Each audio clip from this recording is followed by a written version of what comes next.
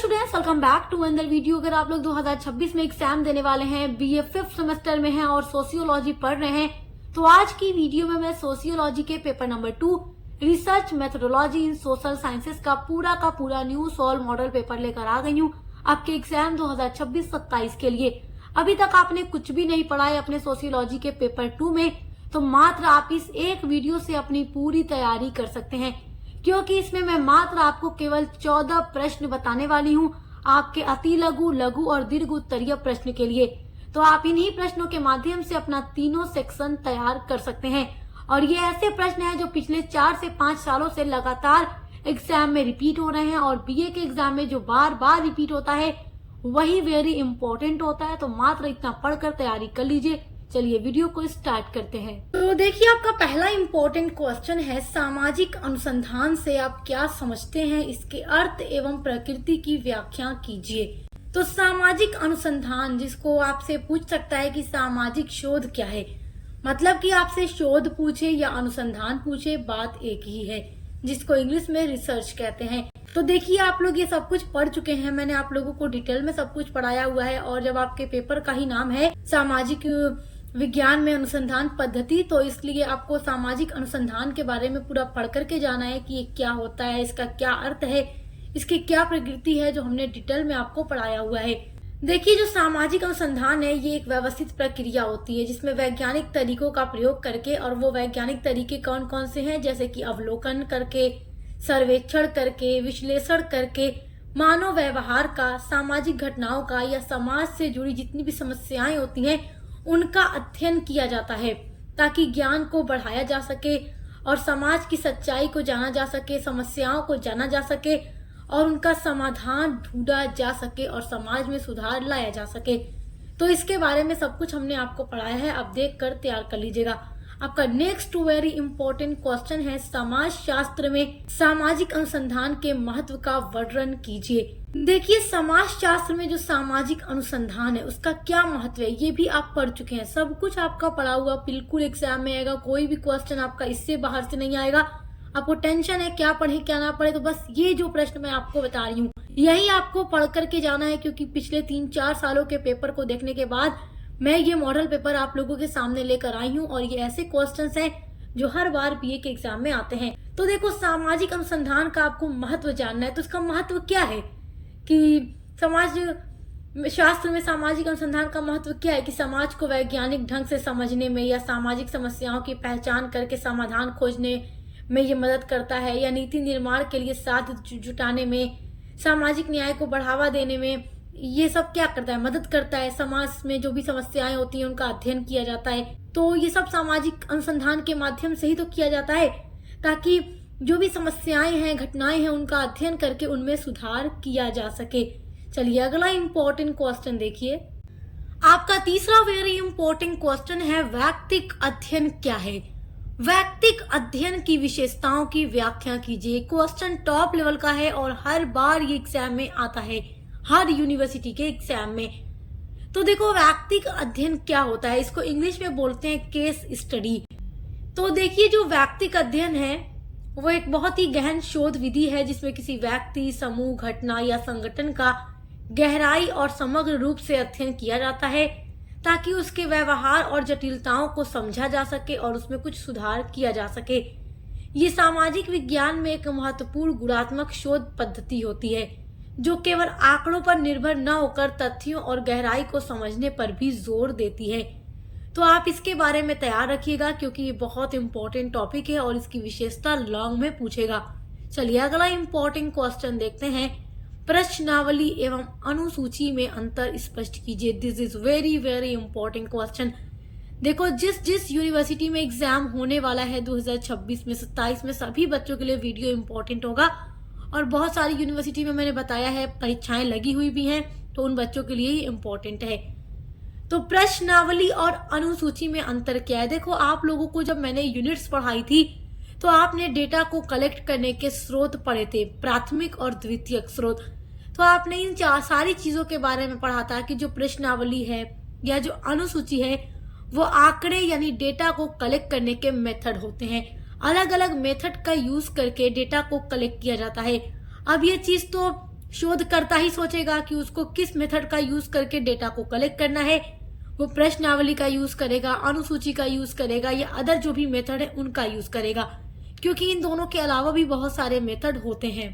तो यहाँ पर प्रश्न आपसे पूछ रहा है प्रश्नावली और अनुसूची में क्या अंतर है। तो ये पेपर में कई बार रिपीट हो चुका है, तो आप इसको तैयार रखिएगा, क्योंकि बीए के एग्जाम में जो बार बार रिपीट होता है वो इम्पोर्टेंट होता है।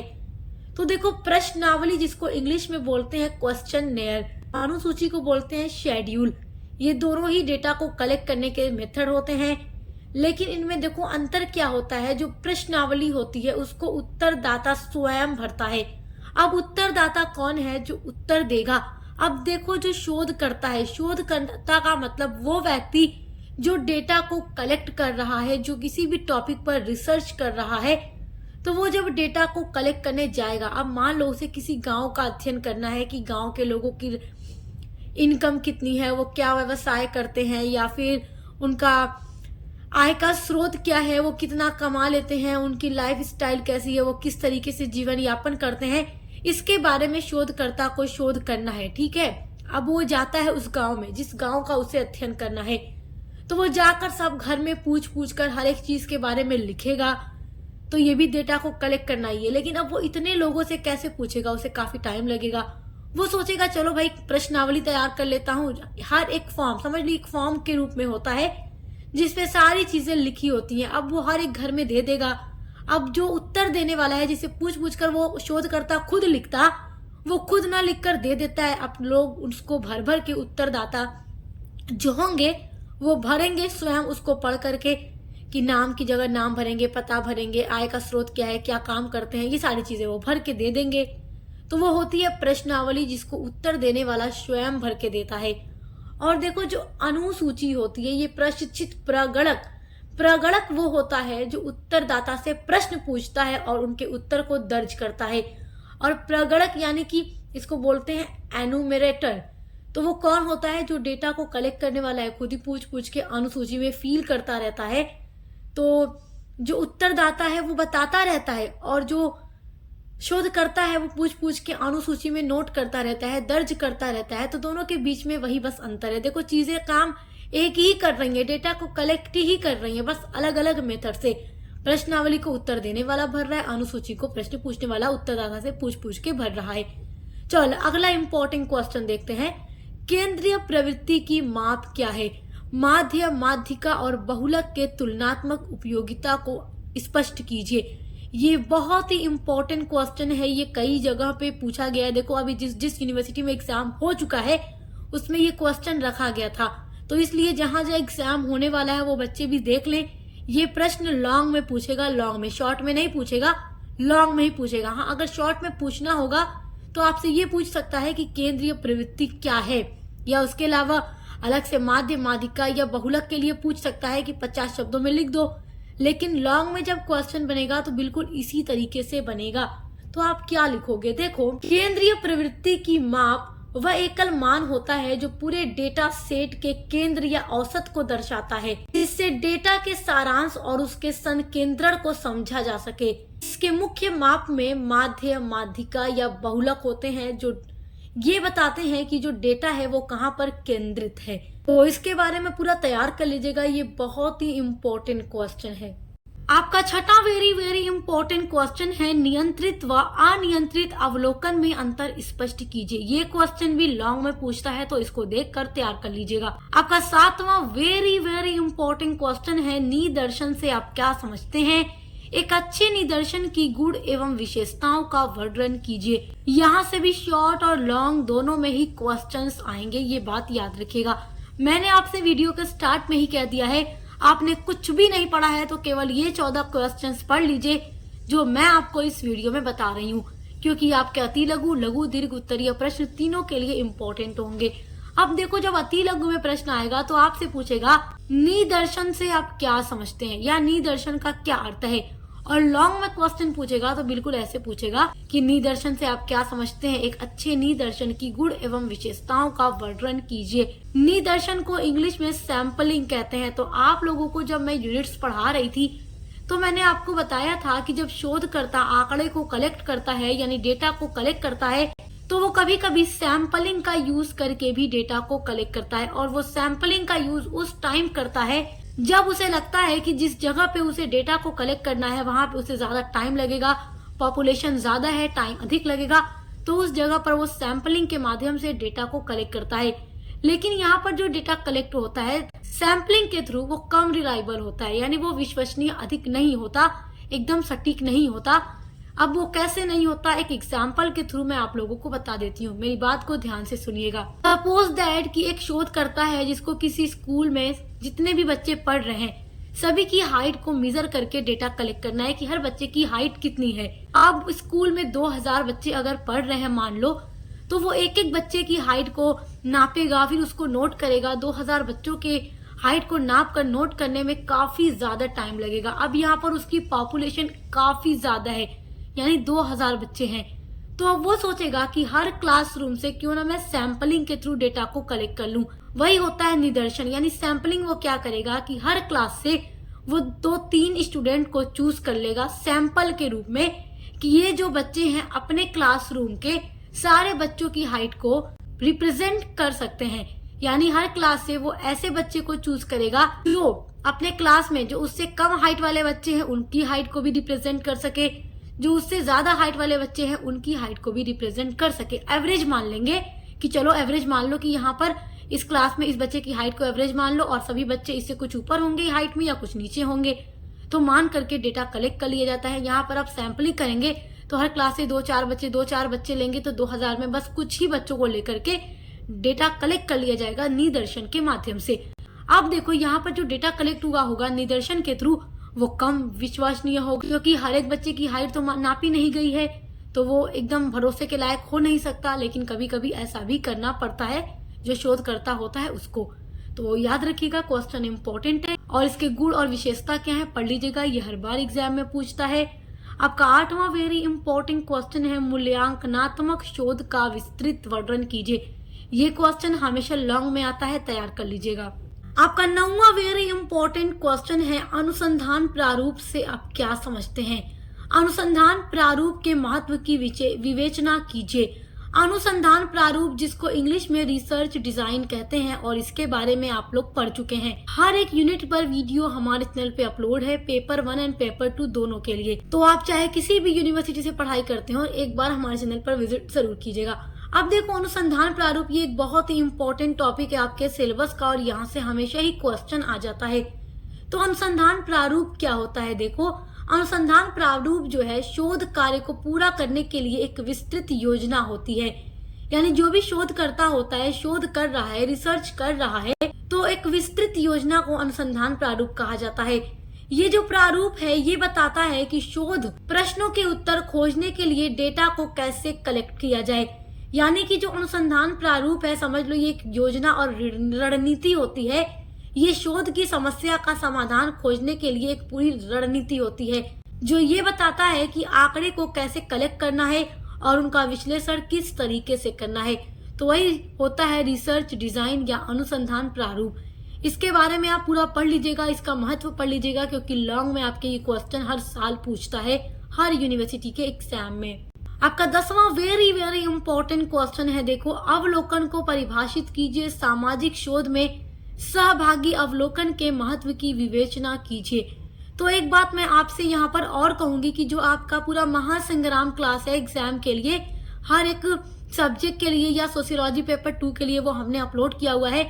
आप उस वीडियो को भी एक बार जरूर देखिएगा ताकि आपको आइडिया लग सके कि अपने हर क्वेश्चन के आंसर को लिखना किस तरीके से है। क्योंकि जो महासंग्राम क्लासेस होती हैं उनमें हम आपकी 8 यूनिट के सारे इंपॉर्टेंट क्वेश्चंस के साथ साथ आंसर को भी लिखने का पूरा तरीका बताते हैं। तो आप महासंग्राम क्लास भी एग्जाम में जाने से पहले एक बार जरूर देखिएगा। सोशियोलॉजी पेपर 1 एंड पेपर 2 दोनों की महासंग्राम क्लासेस अपलोड हैं। तो अवलोकन क्या होता है, देखो अवलोकन भी डेटा को कलेक्ट करने का एक तरीका ही है। यहाँ पर केवल बात तो डेटा के बारे में ही हो रही है हर तरीके से। तो देखो अवलोकन जिसको इंग्लिश में बोलते हैं ऑब्जर्वेशन। अवलोकन का मतलब होता है किसी व्यक्ति, वस्तु या कोई घटना या कोई व्यवहार है उसको एकदम ध्यान से देखना, समझना, फिर उसको दर्ज करना यानी नोट करना, ताकि जानकारी इकट्ठा की जा सके और सार्थक निष्कर्ष निकाला जा सके। खासकर विज्ञान, मनोविज्ञान और सामाजिक अनुसंधान में। देखो, इसका मतलब यही होता है कि कोई भी चीज जिसके बारे में शोध कर रहा है उसको ध्यान से देखेगा, सुनेगा, समझेगा, फिर उसको नोट भी करेगा एकदम सही से, तो वही अवलोकन है, ऑब्जर्वेशन है। आपका 11वां वेरी वेरी इंपॉर्टेंट क्वेश्चन है, प्राक कल्पना को परिभाषित कीजिए। एक अच्छी प्राक कल्पना के गुणों का वर्णन कीजिए। यहाँ पर एक बात सुनिएगा थोड़ा ध्यान से। देखो, प्राक कल्पना जिसको इंग्लिश में हाइपोथेसिस कहते हैं, कभी कभी एग्जाम में परिकल्पना देकर भी पूछ देता है। तो परिकल्पना भी देकर पूछ सकता है प्राक कल्पना, लेकिन इंग्लिश में देखना तो हाइपोथेसिस ही लिखा होगा। तो ये होता क्या है? ये बहुत ही इम्पोर्टेंट क्वेश्चन है। हर बार ये लॉन्ग में पूछा जाता है और शॉर्ट में पूछता है, यानी जब वेरी शॉर्ट में पूछता है तो केवल यही पूछता है कि परिकल्पना को परिभाषित कीजिए। लॉन्ग में पूछेगा तो इसके गुणों को भी पूछेगा। तो ये होता क्या है? देखो, जब भी कोई शोध करता है, शोध का मतलब अनुसंधान करता है, शोध कहे या अनुसंधान कहे बात एक ही है। तो सामाजिक अनुसंधान में परिकल्पना जो होता है एक तरीके का अनुमान होता है। अब कैसा अनुमान होता है ये बात सुनो। जब कोई व्यक्ति एक शोध करता है, वो शोध कर रहा है, डेटा को कलेक्ट कर रहा है, तो देखो, डेटा को कलेक्ट करने से पहले वो ये सोच लेता है कि जिस चीज के बारे में मैं डेटा कलेक्ट कर रहा हूँ, जब इसको कलेक्ट कर लूंगा, जो भी निष्कर्ष आएगा उसका पहले से अनुमान लगा लेता है कि डेटा को कलेक्ट करने के बाद, निष्कर्ष निकालने के बाद हो सकता है मैं जो अनुमान लगा रहा हूँ वैसा ही हो। मतलब पहले से इंसान अनुमान लगाता है ना। देखो, अब आप ही पढ़ाई करके एग्जाम में जाते हो एग्जाम देने, तो आप ये सोच कर जाते हो ना कि जितना मैं पढ़ के जा रहा हूँ हो सकता है मुझे 95% मिल जाए, या हो सकता है मुझे 90% मार्क्स मेरे एग्जाम में आ जाए। आप एक अपनी पढ़ाई के अकॉर्डिंग अनुमान लगा लेते हो। और जो बच्चा कुछ भी नहीं पढ़ के जाता, केवल ऊपर ऊपर से देख लेता है और चला जाता है, वो यही सोच के जाता है चलो 33 नंबर मिल जाएगा, पास तो हो जाऊंगा। तो वो एक अनुमान होता है। अब जब अनुमान से ज्यादा उसको नंबर मिलेगा, आप सोचा तो उसने 33 ही था, मिल जाए 50-60 नंबर, खुशी हो जाता है। क्यों खुश हो जाएगा? देखो, 33 सोचा था लेकिन 60 नंबर आ गया, कितना खुश होगा। जो बच्चा 95% सोचता है उससे कम भी आ जाता है, ज्यादा भी आ सकता है। तो देखो, एक अनुमान इंसान अपने पढ़ाई के हिसाब से बच्चा लगा लेता है। तो वैसे ही जो शोध करने वाला है, शोध करने से पहले एक अनुमान लगा लेता है कि हो सकता है मैं डेटा कलेक्ट करूं तो मेरा निष्कर्ष यही निकले। और डेटा को कलेक्ट करने के बाद, उसका निष्कर्ष निकालने के बाद जो परिणाम आता है, कभी कभी उसके अनुमान के बराबर सही आ जाता है जो उसने सोचा रहता है, और कभी कभी डेटा को कलेक्ट करने के बाद जो निष्कर्ष निकलता है उसके अनुमान की तरह बिल्कुल भी नहीं होता, अलग आ जाता है। तो जो अनुमान लगाया जाता है, कभी कभी निष्कर्ष वैसा ही आ जाता है और कभी कभी वैसा नहीं आता। तो परिकल्पना का मतलब ही वही होता है कि शोध करने से पहले शोधकर्ता एक अनुमान लगाता है कि निष्कर्ष क्या आ सकता है। आपका 12वां वेरी इंपॉर्टेंट क्वेश्चन है, प्रतिवेदन लेखन से आप क्या समझते हैं, इसके उद्देश्य का वर्णन कीजिए। तो प्रतिवेदन लेखन, जिसको इंग्लिश में बोलते हैं रिपोर्ट राइटिंग, तो प्रतिवेदन लेखन आपसे अति लघु में भी पूछ सकता है, दीर्घ में भी पूछ सकता है। तो ये बहुत ही इंपॉर्टेंट है, इसका उद्देश्य पढ़ के जाइएगा कि इसको किस उद्देश्य से बनाया जाता है। जो प्रतिवेदन लेखन है, इसका मतलब होता है कि सामाजिक अध्ययन, मतलब किसी भी सामाजिक अध्ययन में या किसी भी शोध करने में, शोध करने के बाद जो भी डेटा प्राप्त होता है, जो भी डेटा कलेक्ट किया जाता है या जो भी निष्कर्ष निकाले जाते हैं, उसको एक व्यवस्थित और वस्तुनिष्ठ तरीके से लिखना ताकि उसको समझने में आसानी हो सके। मतलब जिस रूप में डेटा को कलेक्ट किया गया है, जिस रूप में उसका निष्कर्ष निकाला गया है, उसको एक व्यवस्थित रूप में क्रमबद्ध तरीके से एक सीक्वेंस में रिपोर्ट की तरह तैयार कर देना कि क्या क्या हमने डेटा कलेक्ट किया, इसको हमने किस तरीके से निष्कर्ष निकाला, क्या परिणाम आया, उसको एकदम वस्तुनिष्ठ तरीके से लिखना। वस्तुनिष्ठ तरीके का मतलब है एकदम ईमानदारी के साथ लिखना। यानी शोधकर्ता अगर डेटा को कलेक्ट करे, निष्कर्ष निकाले, उसके बाद उसमें अपने विचारों से कुछ भी बदलाव कर दे, तो उसमें वस्तुनिष्ठा नहीं रह जाएगी, उसमें ईमानदारी नहीं रह जाएगी और वो डेटा भरोसे के लायक नहीं बचेगा, विश्वसनीय नहीं होगा, रिलायबल नहीं होगा। तो मतलब जिस रूप में डेटा को कलेक्ट किया गया, जिस रूप में निष्कर्ष निकाला गया, बिल्कुल वैसे ही उसको उसी रूप में ईमानदारी के साथ अगर शोधकर्ता लिख करके एक रिपोर्ट बना दे, वही होता है प्रतिवेदन लेखन। तो ये बहुत ही इम्पोर्टेंट क्वेश्चन है, हमेशा एग्जाम में पूछता है, तो इसको तैयार कर लीजिएगा। आपका 13वां वेरी इंपॉर्टेंट क्वेश्चन है, आंकड़ा यानी डेटा संग्रहण से आप क्या समझते हैं। आंकड़ा संग्रहण के प्राथमिक एवं द्वितीयक स्रोत का वर्णन कीजिए। तो आप लोग अपने सिलेबस में पढ़ चुके हैं, आंकड़ा संग्रहण के बारे में यानी डेटा कलेक्शन के बारे में आप पढ़ चुके हैं, और इसके दो स्रोत आपने पढ़ा है, प्राथमिक स्रोत और द्वितीयक स्रोत, यानी डेटा को कलेक्ट करने के ये दो स्रोत होते हैं जिसके माध्यम से जो अनुसंधान करता होता है, जो शोध करता होता है, वो डेटा को कलेक्ट करता है। अब प्राथमिक और द्वितीयक स्रोत में क्या अंतर होता है? देखो, प्राथमिक डेटा वो डेटा होता है जो पहले से कभी कलेक्ट नहीं किया गया है। मान लो एक शोध करता है, वो किसी चीज के बारे में शोध करने जा रहा है, तो वो सोच रहा है कि चलो मैं जो शोध करने जा रहा हूँ उसके लिए डेटा को कलेक्ट करूंगा, उसके बाद उस पर निष्कर्ष निकालूंगा, तो वो प्राथमिक डेटा कलेक्ट करेगा। लेकिन कभी कभी शोधकर्ता ये सोचता है चलो डेटा को नहीं कलेक्ट करूंगा, जिस चीज के बारे में मुझे अध्ययन करना है, जानकारी प्राप्त करनी है, उसके लिए पहले से किसी और के द्वारा जो खोजे गए डेटा हैं उनको ही यूज करके मैं समझता हूँ क्या चीज है ये, तो वो द्वितीयक स्रोत होता है। यानी द्वितीयक डेटा का यूज करके वो समस्याओं को समझने का प्रयास करता है। तो प्राथमिक डेटा वो डेटा होते हैं जो पहले से कभी कलेक्ट नहीं किए गए हैं, पहली बार किए जाते हैं। द्वितीयक डेटा वो डेटा होते हैं जो पहले से कलेक्ट किए जाते हैं, इनको दोबारा रीयूज भी किया जा सकता है। तो जो प्राथमिक डेटा है वो ज्यादा रिलायबल होता है, द्वितीयक डेटा जो है वो कम रिलायबल होता है। इसके बारे में पूरा डिटेल में मैंने आपको पढ़ाया है, दोनों के बीच अंतर जरूर पढ़िएगा, क्योंकि एग्जाम में कभी कभी प्राथमिक और द्वितीयक डेटा में अंतर आ जाता है। एग्जाम में अगर आपसे यहाँ पूछ दे कि तथ्य संग्रहण क्या है, तो कंफ्यूज मत होइएगा। तथ्य या आंकड़ा बात एक ही है, इंग्लिश में आप देखेंगे तो डेटा ही लिखा होगा।